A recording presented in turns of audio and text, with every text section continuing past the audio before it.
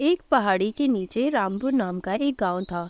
गांव के सारे जानवर हरी घास खाने के लिए सुबह उसी पहाड़ी के ऊपर बसे जंगल में जाते और शाम होते होते घर वापस आ जाते थे। हर दिन की तरह नंदी नाम की एक गाय अन्य गायों के साथ उसी पहाड़ी के जंगल में घास खाने के लिए गई थी।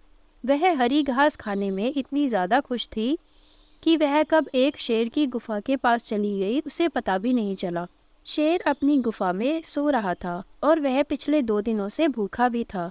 जैसे ही नंदी शेर की गुफा के पास पहुंची, गाय की आहट से शेर की नींद खुल गई।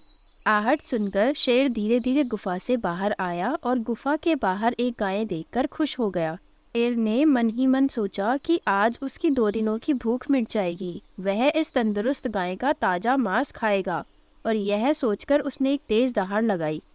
नंदी शेर की दहाड़ सुनकर डर जाती है। जब वह अपने आसपास देखती है तो वहां दूर दूर तक उसको कोई भी जानवर नहीं दिखाई देता।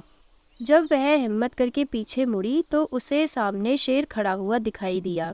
उस शेर ने नंदी को देखकर फिर से दहाड़ लगाई और नंदी से कहा, मुझे 2 दिनों से कोई शिकार नहीं मिल रहा था। मैं भूखा था। शायद इसीलिए भगवान ने मेरा पेट भरने के लिए तुझे यहाँ मेरे पास भेजा है।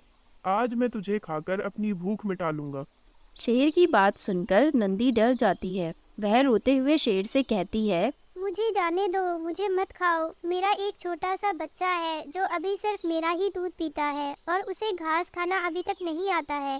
कृपया मुझे जाने दो।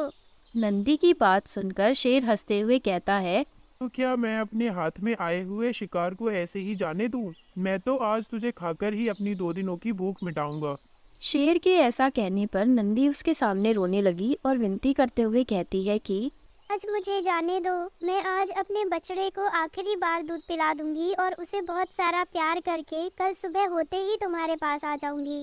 फिर तुम मुझे खा लेना और अपना भूखा पेट भी भर लेना, पर मुझे आज जाने दो। शेर नंदी की यह बात मान जाता है और धमकी देते हुए कहता है कि अगर कल तू नहीं आई तो मैं तेरे गांव आऊंगा और फिर तुझे और तेरे बेटे दोनों को खा जाऊंगा। इसलिए ना आने का ख्याल तो अपने मन में भी मत लाना। नंदी शेर की यह बात सुनकर खुश हो जाती है और शेर को अपना वचन देकर गांव वापस चली जाती है। वहां से वह सीधे अपने बछड़े के पास जाती है, उसे दूध पिलाती है और बहुत सारा प्यार करती है। फिर बछड़े को शेर के साथ हुई सारी घटना बताती है और कहती है कि उसे अब अपना ख्याल खुद ही रखना होगा। वह कल सुबह होते ही अपना वचन पूरा करने के लिए शेर के पास चली जाएगी। अपनी माँ की बात सुनकर बछड़ा रोने लगता है। दूसरे दिन सुबह होते ही नंदी जंगल की तरफ निकल जाती है और शेर की गुफा के सामने पहुंचकर शेर से कहती है, अपने वचन के अनुसार मैं तुम्हारे पास आ गई हूँ। अब तुम मुझे खा सकते हो।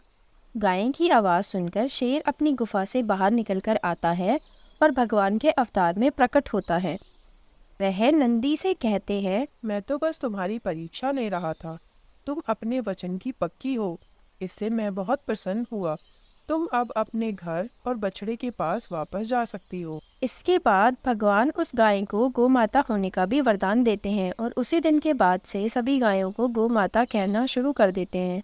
इस कहानी से हमें यही सीख मिलती है कि हमें अपनी जान की बाजी लगाते हुए भी अपने दिए हुए वचन को पूरा करना चाहिए। यही हमारे दृढ़ व्यक्तित्व को दर्शाता है।